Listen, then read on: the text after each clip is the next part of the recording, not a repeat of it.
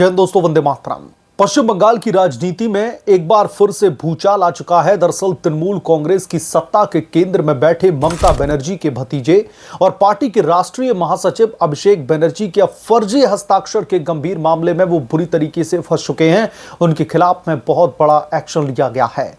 दरअसल ये कोई साधारण राजनीतिक विवाद नहीं, बल्कि लोकतंत्र की नींव को हिलाने वाला जालसाजी का एक काला अध्याय है, जिसमें विधायकों के नाम पर झूठे दस्तावेज तैयार करके सत्ता के खेल को अंजाम दिया गया। राज्य की अपराध जांच विभाग यानी कि सीआईडी ने इस पूरे मामले में अभिषेक बनर्जी को नोटिस जारी करके उन्हें इंटेरोगेशन के लिए अब तलब कर लिया गया है। मीडिया रिपोर्ट्स के मुताबिक आरोप इतने ठोस है कि अब अभिषेक बनर्जी को जेल जाने से कोई भी ताकत नहीं रोक सकती। ममता दीदी की छत्र छाया चाहे जितनी भी मजबूत क्यों ना हो, लेकिन कानून की आंखों में कोई परिवारवादी विशेषाधिकार नहीं चलता।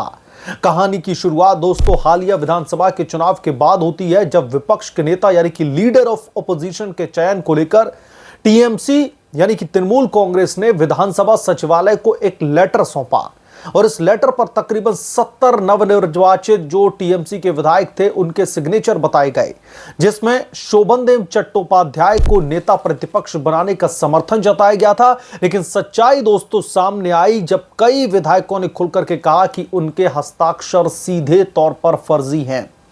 ऐसी क्या मजबूरी रही होगी ममता बनर्जी और उनके भतीजे अभिषेक बनर्जी की कि उन्हें अपने विधायकों के फर्जी हस्ताक्षर जो है बनाने पड़े। इसके बारे में भी अभी हम बात करेंगे। टीएमसी से निष्कासित विधायक ऋतव्रत बनर्जी ने सीधे तौर पर अभिषेक बनर्जी के खिलाफ में मोर्चा खोलते हुए उन पर गंभीर आरोप लगा दिए। विधानसभा के सचिवालय ने इसे शिकायत जो है हरे स्ट्रीट पुलिस स्टेशन में दर्ज करवाई और जांच सीआईडी को सौंप दी गई। अब दोस्तों सीआईडी की टीम अभिषेक बनर्जी के कलकत्ता स्थित आवास पर पहुंच चुकी और वीडियोग्राफी पर दस्तावेजीकरण किया जा रहा है। यह मामला केवल सिग्नेचर की नकल तक सीमित नहीं है, यह लोकतांत्रिक प्रक्रिया को तोड़ने, विधायकों की इच्छा को दबाने और सत्ता के लिए किसी भी हद तक जाने की मानसिकता को उजागर करता है। अभिषेक बनर्जी पर लागू होने वाली धाराएं दोस्तों कोई मामूली नहीं है, क्योंकि फर्जीवाड़े के तहत जो अभिषेक बनर्जी के खिलाफ में धाराएं दर्ज होंगी, उसी बेसिस पर मैं ये कह रहा था कि अब अभिषेक बनर्जी को जेल जाने से दुनिया की कोई ताकत रोक नहीं सकती। भारतीय न्याय संहिता 2023 की धारा 336, जिसमें फोर्जरी, इसके तहत जो है फर्जी दस्तावेज तैयार करना या फर्जी हस्ताक्षर करना जालसाजी का अपराध है। इसमें अखिलेश यादव के नेता भी एक जेल में हैं। यदि इसमें धोखाधड़ी का इरादा साबित होता है तो सजा 7 साल तक की कैद और भारी जुर्माने तक हो सकती है। वहीं अगर हम धारा 337 की बात करें तो सरकारी या फिर सार्वजनिक दस्तावेजों में फर्जी हस्ताक्षर पर 7 साल तक की सजा का प्रावधान है। यदि प्रतिष्ठा को नुकसान पहुंचाने या फिर संपत्ति के अधिकार से वंचित करने का इरादा था तो सजा और भी कठोर होती है। कानूनी विशेषज्ञों का दोस्तों कहना है कि इस मामले में सबूत मजबूत हैं। सीआईडी की जांच में यदि अभिषेक बनर्जी का प्रत्यक्ष या फिर अप्रत्यक्ष संलिप्तता साबित होती है तो उन्हें न केवल इस्तीफा देना पड़ेगा बल्कि जेल की सलाखों के पीछे भी लंबा समय बिताना पड़ सकता है।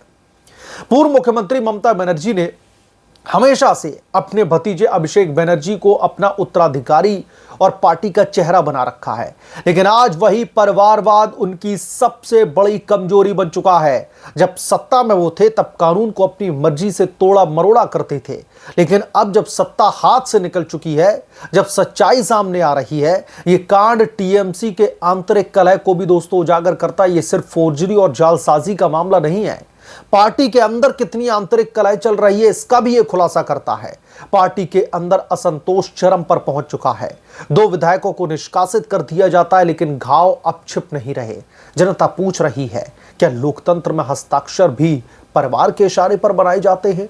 अभिषेक बनर्जी स्वास्थ्य का हवाला देकर के इंटेरोगेशन से बचने की कोशिश कर रहे हैं, लेकिन सीआईडी ने स्पष्ट संदेश दे दिया है कि कानून के सामने सब बराबर हैं। चाहे कितने भी वकील क्यों ना लगाए जाएं, कितने भी राजनीतिक दबाव क्यों ना बनाए जाएं, ये मामला अब अदालत तक पहुंच चुका है। ये सिर्फ एक व्यक्ति का नहीं बल्कि पूरे सिस्टम का टेस्ट है। यदि अभिषेक बनर्जी बच गए तो लोकतंत्र पर सवाल उठेगा, लेकिन यदि कानून अपना काम करता है तो यह बंगाल के लिए एक नया अध्याय होगा, जहां अपरिहार्य समझे जाने वाले नेता भी जवाबदेह बन सकते हैं। अभिषेक बनर्जी पर फर्जी सिग्नेचर का यह कांड ममता बनर्जी के साम्राज्य के पतन की शुरुआत साबित हो सकता है। इसके पीछे का इंटेंट साफ है। जो आंतरिक कलह चल रही थी तृणमूल कांग्रेस में, उस आंतरिक कलह को छिपाने के लिए अपनी प्रतिद्वंदी नेताओं के खिलाफ में सर नीचा ना हो जाए, उसे बचाने के लिए इस सब की जो है अंजाम दिया गया और ये उनके साम्राज्य के पतन की शुरुआत है। कानून की गरिमा, लोकतंत्र की पवित्रता और जनता की आस्था अब इस जांच पर टिकी हुई है। सीआईडी की निष्पक्ष जांच हो और दोषी को सजा मिले, यही न्याय है। जेल की दीवारें अब अभिषेक बनर्जी के लिए बहुत करीब आ चुकी हैं। कोई दीदी का आशीर्वाद, कोई राजनीतिक चालबाजी अब उन्हें बचा नहीं पाएगी। और ये बात अच्छी तरीके से ये लोग भी जानते हैं कि ये मामला इतना गंभीर है, जिन धाराओं के तहत इस मामले में सजा का प्रावधान है, अभिषेक बनर्जी को दुनिया की कोई ताकत बचा नहीं सकती। मैं याद दिलवाना चाहता हूं उत्तर प्रदेश का एक केस। अखिलेश यादव की पॉलिटिकल पार्टी समाजवादी पार्टी के नेता हैं, आपको पता होगा, उनके बेटे हैं एक, जिनकी एज भी नहीं हुई थी विधायकी लड़ने की, एमएलए का चुनाव लड़ने की, लेकिन फर्जी दस्तावेजों के आधार पर फोर्जरी करके, जालसाजी करके जो है बदलाव किए जाते हैं डेट ऑफ बर्थ में और उनको एलिजिबल कैंडिडेट बना दिया जाता है। और जब एलिजिबल कैंडिडेट बनते हैं तो विधायकी के लिए चुनाव लड़वा दिया जाता है और बाद में जांच में यह खुलासा होता है कि असल डेट ऑफ बर्थ तो कुछ और ही है, असल माजरा तो कुछ और ही है। ये जो पूरा का पूरा एक पटकथा जो लिखी गई थी, वो सिर्फ और सिर्फ सत्ता, जो पारिवारिक सत्ता है, जो पारिवारिक परंपरा है, जो परंपरागत सीट है, वो उनके हाथ से न निकल जाए, इसलिए ये सब कुछ किया गया था। मसलन ये मामला भी सिमिलर है। इनकी भी गिरफ्तारी को कोई रोक नहीं सकता। जालसाजी में सीधे तौर पर अगर इनकी या फिर इनडायरेक्ट तरीके से भी संलिप्तता है तो इनको बख्शा नहीं जाएगा। और जब विधायकों के फर्जी सिग्नेचर किए गए, फर्जी हस्ताक्षर बनाए गए, तो ये किसी कार्यकर्ता के कहने पर तो किया नहीं गया होगा। पार्टी का उच्च नेतृत्व ही तय करता है ये सारी चीजें। नेता प्रतिपक्ष बनाने के लिए विधायक दल की जो बैठक थी वो किसने बुलाई थी, सब अच्छी तरीके से जानते हैं। इसके पीछे कौन लोग हैं, किसके इशारे पर सब कुछ किया गया, सब अच्छी तरीके से जानते हैं। और इसी कड़ी में जो सीआईडी की स्पेशल टीम है, उसने अब तलब कर लिया अभिषेक बनर्जी को कि आइए अब हम आपसे इंटरोगेशन करेंगे और चूड़ियां टाइट की जाएंगी कि आपने फर्जी दस्तखत किसके कहने पर या किससे करवाए हैं, क्या वजह थी, आपने क्यों फर्जी दस्तावेजों पर जो है दस्तावेजों पर फर्जी दस्तखत करवाए गए। दस्तावेज तो सही था, दस्तखत फर्जी थे। तो अब इस मामले में तृणमूल कांग्रेस की गर्दन सीआईडी के हाथ में पहुंच चुकी है। और सीआईडी के हाथ में जब तृणमूल कांग्रेस की गर्दन पहुंची है तो ममता बनर्जी और उनके भतीजे अभिषेक बनर्जी की चीखें निकल रही हैं। इन्हें अब समझ में नहीं आ रहा कि अब ये जो तगड़ा इन्होंने ब्लंडर किया है, अब इससे निकलें कैसे। अब इनके लिए स्थिति आगे कुआं पीछे खाई जैसी बन चुकी है। अब ये लोग ना तो घर के रहे ना घाट के। घर के इसलिए नहीं रहे कि पश्चिम बंगाल से सत्ता से इनकी विदाई हो चुकी है। जिस पुलिस को ये अपनी जेब में रख करके चलते थे, आज ममता बनर्जी रोना रो रही है कि वही पुलिस उनको धमका रही है, वही पुलिस उनके खिलाफ में कार्रवाई की बात करती है। तो समय अब बदल चुका है।